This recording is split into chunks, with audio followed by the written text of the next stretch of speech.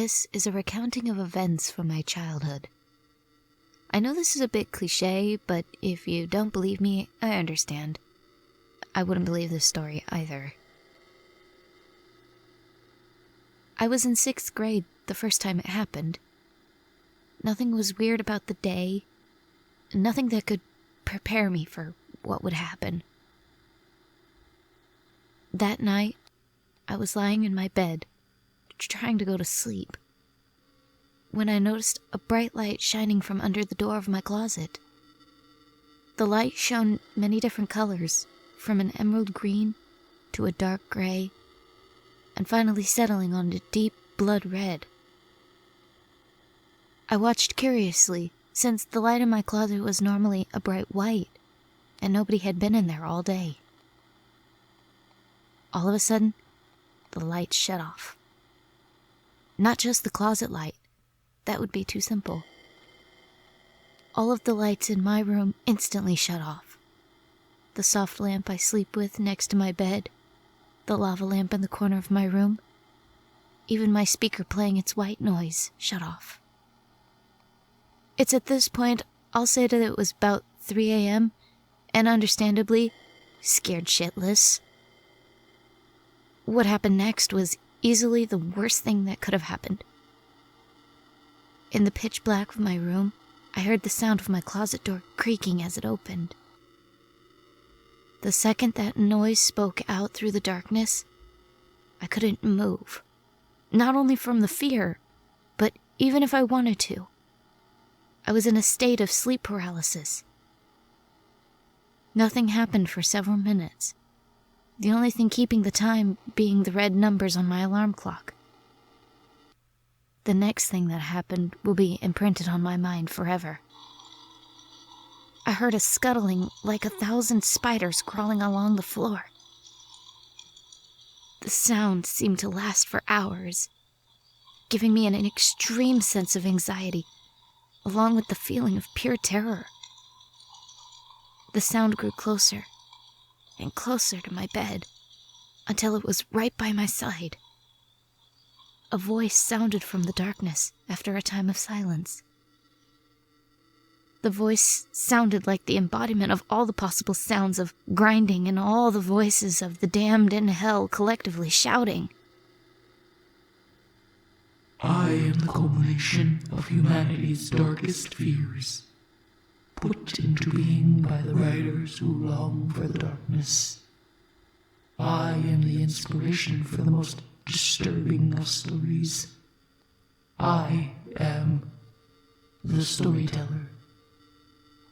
You, young child, are lucky enough to encounter me. Only those who have a true connection to the darkness within themselves may be granted this chance. Now let the fun begin. This entity, the Storyteller, then opened a book they must have carried from my closet. As it opened, a blood-red light shone from the pages, like it had from my closet, illuminating this monstrous creature. I have never felt as afraid as I did in that moment. The creature had the head of a man, but with all the features of a corpse. Rotting skin, sunken eyes, but he had long skinny teeth, like those of a whale, but more plentiful. His body I could not see, but he had 8 limbs, all human arms that looked as if he had taken them off of others' bodies and sewn them onto his. As he finished looking through the pages, he began to read, looking up to me as he did.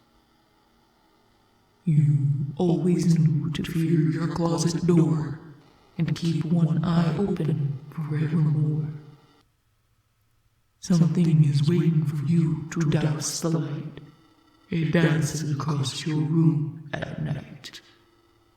Hungry it shambles towards your bed. You forget in that moment the brave words your father said. Terror washes over you more than any child should feel. And those sleepless nights continue, making you an ever more delicious meal. As he finished, he slowly closed the book, and I was thrust back into darkness.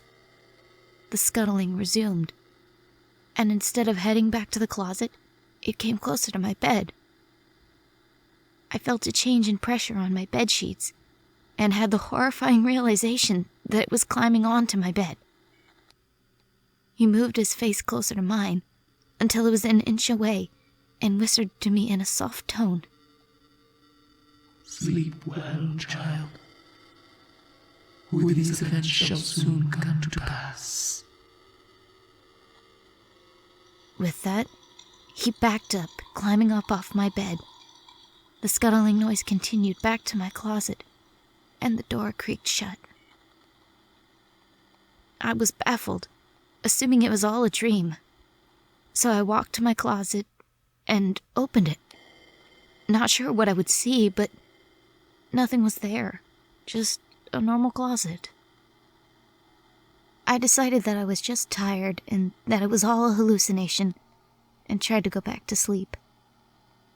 But I could not get that face out of my mind, with its sunken eyes and horrifying smile. As the sun came out, I lay in bed, unable to get even a wink of sleep. For the next few days, that sight would haunt me, always accompanied by the scuttling, the never-ending scuttling. But as all things, the memory started to fade from my mind, never comprehending the gravity of the situation. About a month after the night, I saw something on the news, and it all came rushing back. In the next state over, there was a small child found dead by his parents. The local police were extremely confused, for the child had been bitten in half. But the teeth marks matched no bite marks that existed on Earth. There was a blood trail that led from the bed to the closet, and the trail went up the wall and ended in what was one of the most disturbing images imaginable. There was a pool of blood on the wall, as if gravity did not apply to it, and there were handprints, 8 of them, in a circle around the pool. In writing above it all was a message that said, "Ready or not, child, I draw closer." Understandably, reading this as a middle schooler shook me to my core. I realized that my experience was not a dream, as I had convinced myself, but a real event where the creature could influence what happened in the world. The day was a blur, and it seemed that nobody else had seen the newspaper article. A week went by, and my fear diminished more and more as nothing happened. Then, that night, it happened again. I saw the light from under my closet door. I willed myself to wake up, convinced that it was all a nightmare. When nothing happened, I got out of bed and ran to the door, but it seemed to be locked from the outside. I yelled for my parents, but it was as if the sound was swallowed up by the presence of the light. I ran for my bed, defeated and terrified, and threw the covers over my head. As I saw the lights go out, I froze, in that state of sleep paralysis again, hoping that the covers would be enough to save me. Beneath my blankets, I could barely hear the scuttling, but it was clearly still there. Then the worst thing that could have happened became real. The covers were being pulled off of me, exposing me to the freezing dark of my room. I did not see the creature as it was pulling off the covers, but once it started opening its ever-present book, I saw the red light shining from it, illuminating the face of this disturbingly made creature. I was stuck, staring into the eyes of the storyteller, just waiting for him to begin reading, knowing what was coming next. "You thought that I was only a dream, a nightmare where, despite your best attempts, you could not scream. The days went by, you slept protected by a simple locked door. I awaited, hidden away beneath the very floor. The book was slammed shut, throwing me back into darkness. The scuttling grew towards my bed, and the creature climbed up, and with his face an inch away from mine, said, "Young child, if you should sleep tonight, the souls of the damned shall come up and take flight." He then scuttled back to my closet and shut the door, and I felt his presence leaving. As what happened last time, I sat in my bed, wanting to be relieved of this hell. This time, it was only 2 weeks after that night's events when a newspaper article came out about a very disturbing death. It was another child, bitten in half by an unknown creature. This time, however, there was no blood trail to the closet. There was a trail to a huge hole in the floor. The investigators were baffled since the bedroom was on the second story, yet there was no hole on the first floor. It was as if the hole was a portal, sending whatever went in into an endless dark abyss. There was, however, another pool of blood with the 8 handprints surrounding it. And in writing above it, "Closer and closer I come, hidden away from the wrath of the sun." The most disturbing thing, without a doubt, was the fact that this all occurred in the next town over. The 2 occurrences created a line that perfectly pointed to my town on a map.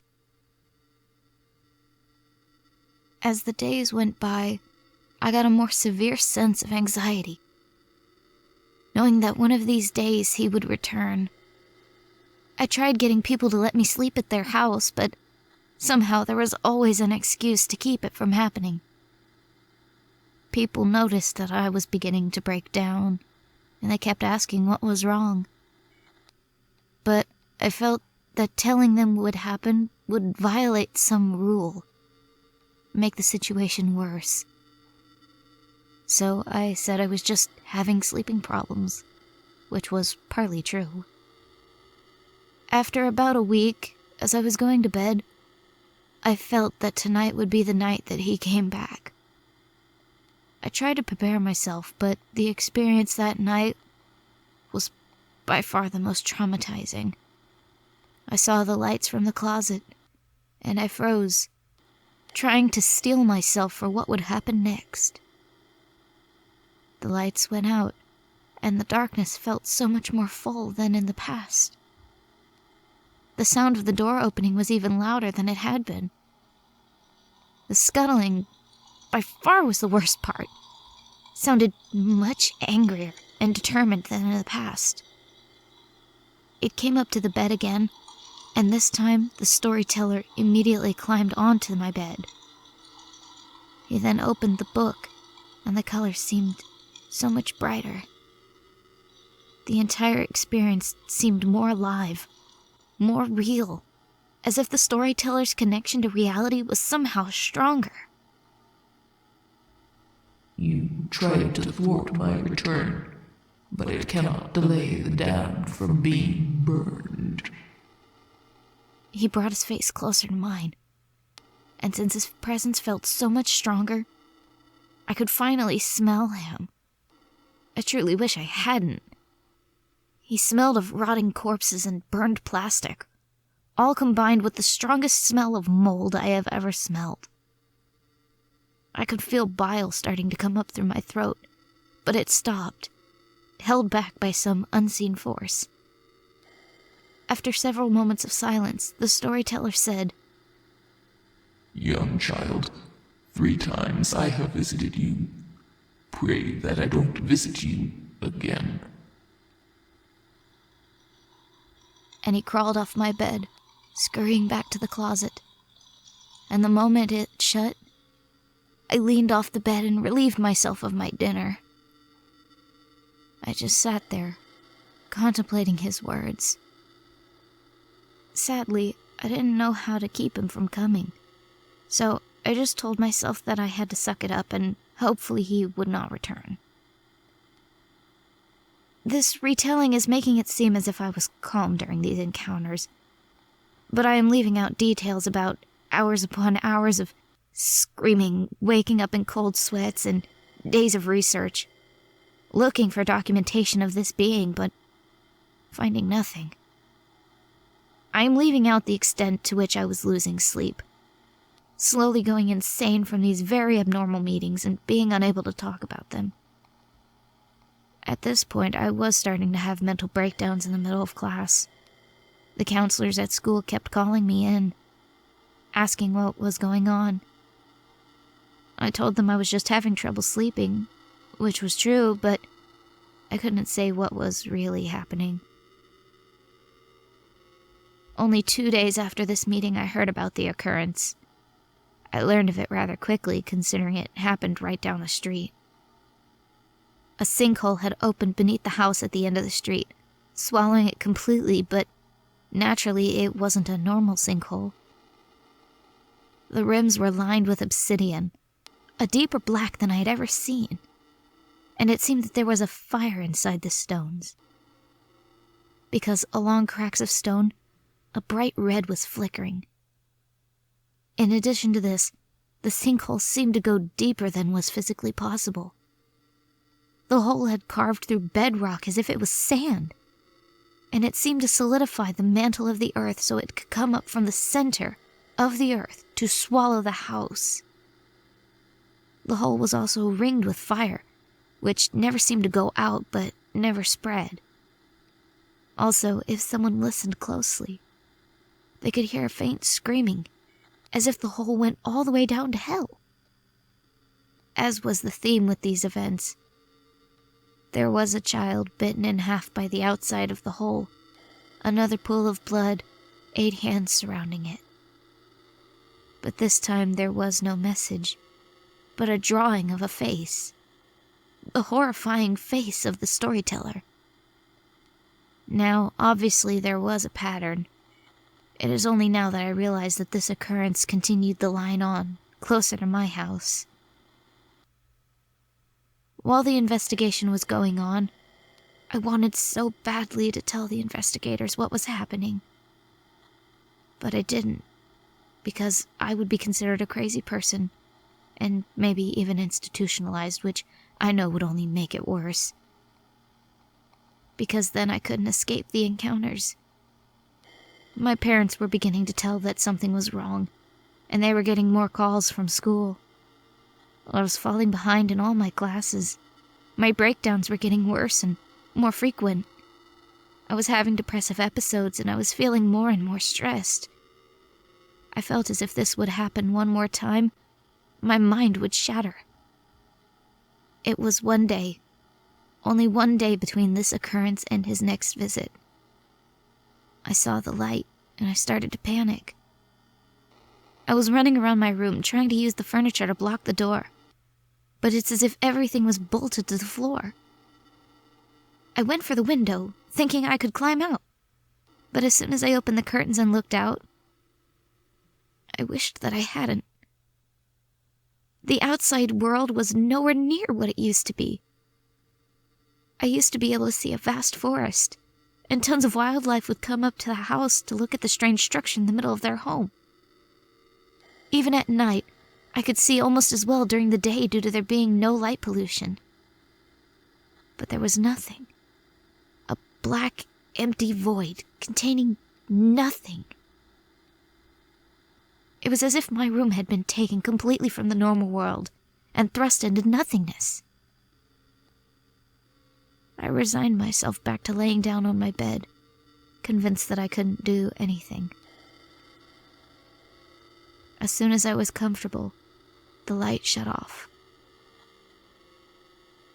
The whole time I was thinking to myself, it's just a power outage, it's just a power outage. Except deep down I knew what was coming next. I waited and listened for the sound of the door opening. But it seemed as if days went by before there was any activity. When the door finally opened, time seemed to freeze. Everything was happening slower and slower, making my anxiety levels increase drastically. When the scuttling ensued, it seemed to go up the wall to the ceiling. It was soon shown that what I heard was correct, for the storyteller was suddenly right above me. When he opened the book, the red light showed that he was capable of making a web-like substance, and he was using it to hang from the ceiling like a true spider. He sat there with the book open for what seemed like a lifetime before he finally began to read. When you awake to the clock's ticks, you will hear from above you faint clicks. He closed the book, then dropped himself closer to me and said, Soon, child, soon. And with that, he brought himself back to the ceiling and scuttled back to my closet and closed the door. I immediately ran to my window to see if I was still in the void. But when I opened my curtains, I saw the familiar side of the forest, with the stars and the moon shining down on it. It seemed that the storyteller had the power to isolate his victims in an endless void, severing them from the real world momentarily. It was the very next day when I saw cop cars pulling up to my neighbor's house. I immediately knew what happened and sat in a corner trying not to cry. A dear friend of mine had been killed, bitten in half like the other children, with the pool of blood and 8 handprints surrounding the dark red liquid. And the face of the storyteller was drawn again, in perfect detail. This time, however, there was a hole in the ceiling of the room going to the attic of the house, but there was no sign of entry from the attic. His alarm clock was beeping when they found him. Flashing the time, it went off. 3 o'clock on the dot. I was so much in grief that I didn't even go to school. All I did was sit around and feel sorry for myself. I didn't even get a full day to grieve. I was visited by him again that very night. I was lying in my bed, the same as I had done the entire day when I saw the lights from under my closet door. I didn't even move or try to fight it. I was utterly hopeless. The lights went out, and although my adrenaline was rushing through my body, I couldn't bring myself to even try to move. The closet door slammed open, causing me to jolt suddenly, and I was caught off guard by how forceful it felt. I waited for the scuttling, but it never came. There was the creaking of something jumping off of floorboards, and I felt the sensation of something slamming down onto my bed. Then I felt the storyteller scurrying up my bed towards me. He thrust his face towards mine, and the smell was so much worse as it rolled over me. It smelled as if the power was shut off in a morgue for a month, with all the bodies rotting, along with the bad breath of all the souls in hell thrust into my face. He was smiling, more than he usually would, as he opened the book. The light seemed darker, more vibrant, and for some reason I knew that the light meant something important. He stayed there for a few moments, watching me with that wide smile that showed all of his sharp, needle-like teeth. He finally began to read, but it only made the situation worse. Satan gave responsibility to I, and I have made many more children cry. The fears of children are hard to douse when I am in the safety of their house. He closed the book slowly, stayed there in the silence for many moments, then made sure his face was as close to mine as it could be before saying, Dear young child, the final day of reckoning is upon you, and everyone knows it to be true. Then he crawled off of the bed and scuttled back to the closet before slamming the door shut. Unlike other times, I couldn't figure out what this one meant. With all of the other visits, I was able to vaguely guess what would occur, just not when. The choice of words made this time so much more confusing, and I lay in bed trying to figure out what it meant until morning. As soon as I opened my bedroom door, I knew something was wrong. There was an air about the house that made my hair stick up on end, and I smelled the scent of heavy amounts of iron. This caused me to run to my parents' room, and the smell only got stronger. When I opened their door, I immediately began to vomit. Both of my parents were on the floor, bitten in half, as was the Storyteller's motif. And there was a trail of blood from their bodies to the closet. And just like the first time, there was a pool of blood on the wall, unmoving as if gravity didn't apply to it. And surrounding the pool of blood were the 8 easily recognizable handprints. The writing above the pool of blood read, "Tell others about your experience, and you will wish you had an end as easy as your parents." The investigators pulled me aside and asked me what the writing meant. But I had to deny that I knew anything. I was never accused of killing my parents because there were cameras in the hallway next to both mine and my parents' rooms, and neither of our doors opened that night. I was put into an orphanage and adopted by a very loving family. I did further research on the Storyteller, but there was no writing anywhere of anybody ever encountering it. Well, that's the story. I think 20 years is long enough for the Storyteller to have forgotten about me, and it's time that I get this story out there, to tell people about this being. Maybe somebody can find a way to kill this creature. Through all my research, I never discovered what I had done to trigger this motion of events, and there's nothing I can warn you from doing. But I gotta go. I'm starting to see a bright light from my closet door.